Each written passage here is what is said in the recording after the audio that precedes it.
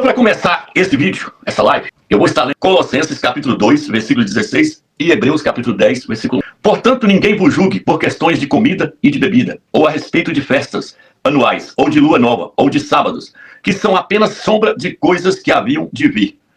Então, o apóstolo Paulo, após Shaul, fala que tudo aquilo que estava ali no Velho Testamento, as festas, a lua nova, as festas de lua nova, de sábado, questões de comida, que tudo está no Velho Testamento ali, ele fala, são sombras das coisas que haveriam de vir.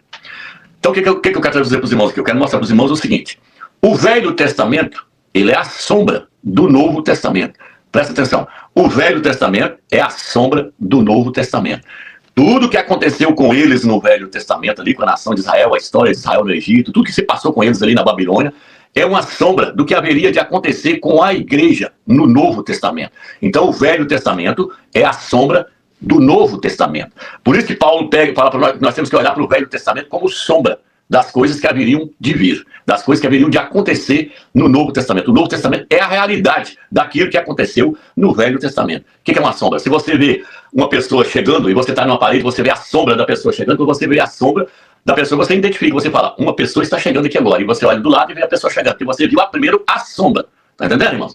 Mesma coisa é tudo que aconteceu com Israel, a história de Israel no Velho Testamento é a história da igreja no Novo Testamento. Então lá é a sombra, a realidade mesmo acontece no Novo Testamento, porque o Novo Testamento as coisas são no sentido espiritual, e vai acontecer no mundo espiritual, no mundo físico aqui, no mundo espiritual. Então, tudo que está lá no Velho Testamento são sombras das coisas que haveriam de vir. O templo, por exemplo, vou dar só um exemplo aqui, o templo no Velho Testamento é uma sombra do verdadeiro templo que ia surgir no Novo Testamento, já falei isso em vários vídeos. Lá o templo era construído de átrio exterior, santo lugar, que é o lugar puro, e o santo dos santos, que é o lugar puríssimo. Átrio exterior, santo lugar e santo dos santos. É chamado na Bíblia Almeida. O corpo é o átrio exterior, o nosso corpo. A nossa alma é o santo lugar. O nosso espírito é o santo dos santos. Então o homem é constituído de 3 partes.